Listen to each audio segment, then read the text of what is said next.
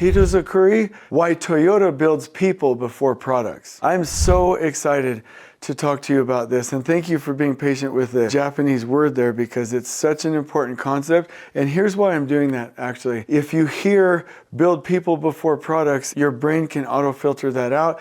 I'm throwing in the Japanese words here and hopefully the characters as well so that we can have a mind flip and our brain can say, oh, this is something different. But in this video, I'm going to talk about how building people is at the core of lean construction, US or Japan and beyond. And that this is a concept that will literally change the game for every single thing that we do. And I am excited to cover it. And if you're interested in that, then please stay with me on this video.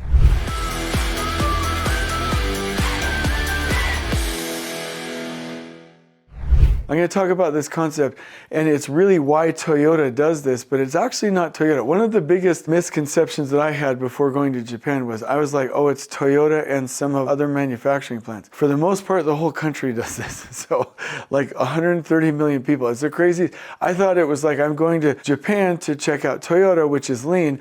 No, I'm going to Japan because Japan is lean and Toyota just happened to implement these things. So it was really, really pretty crazy.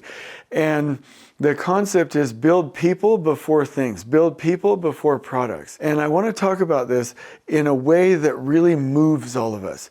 I'm going to tell you two stories, then we're going to talk about it in depth. One of them is Paul Akers took us to the Toyota History Museum, I believe, in addition to manufacturing plants in the whole nine. Actually, I was able to take a really neat picture, and it was molten metal in this pot being poured out to cast different parts.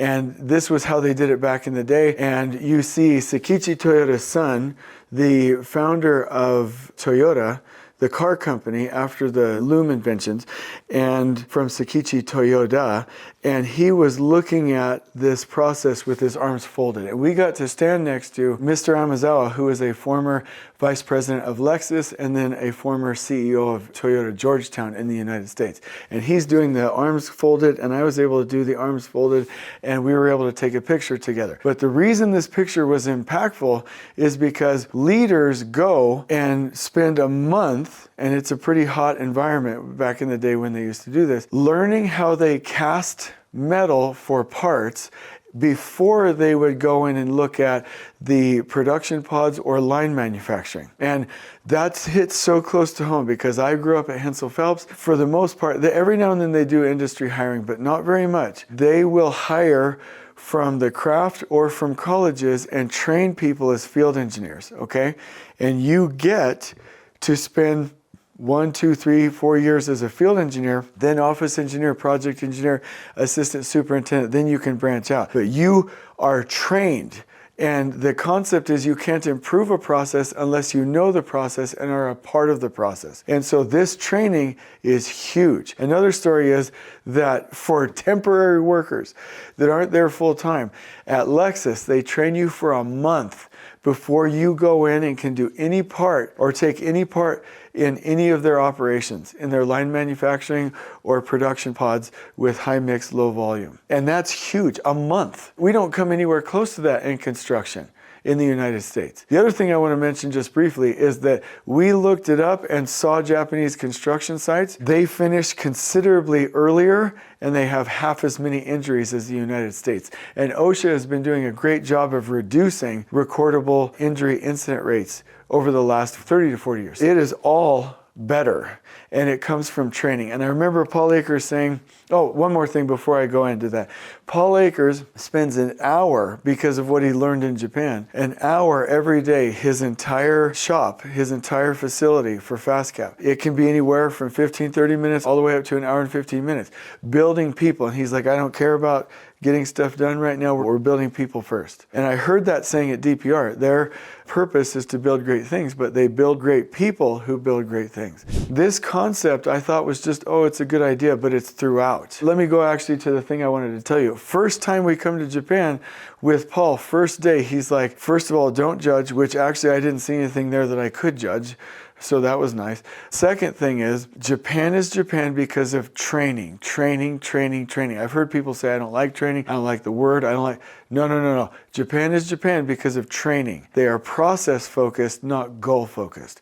So the concept is that the human beings in our business is more important than anything that we're doing. In the US, we're like, oh, here's some human bodies that go figure it out. And I love the US, but it's going to take United Statesians to actually call out the system and elevate it. That's what I'm doing right now. So I came back. In our company, we do morning huddles, we do consistent training, we do tactical meetings, we go to wherever we are, whether it's the US, Canada, or Mexico, and we do in-person boot camp trainings. They go through all of our other industry trainings for free. We've written specific books for them, YouTube videos, podcasts, and posts, full mural boards, onboarding systems, and I came back and saying we're nowhere near where we need to be. I was literally like, we need to increase the amount of training we're doing. I'm doing a complete series and writing a book for every position in our company. I want standard boards with visuals. I'm going to pay for external training. We are nowhere near where we need to be. And so the concept is, we build people before we build things. Whatever we think it is, it's 100 times that. And so the recommendation in construction is for companies, do the training programs. Go on the project site and make sure the onboarding is remarkable. Do trainings for the foremen and workers. Make sure that we're doing the morning worker huddles to train every day. Double down on any of our resources and increase it, embrace craft development programs, embrace leadership development programs, pay for external training. We are nowhere near where we need to be. And so this key concept is crucial. And my call to action is this. Please look right now in your sphere of influence. How can you quadruple the amount of development of people you do so that we can be excellent through training? I hope you've enjoyed this video. On we go.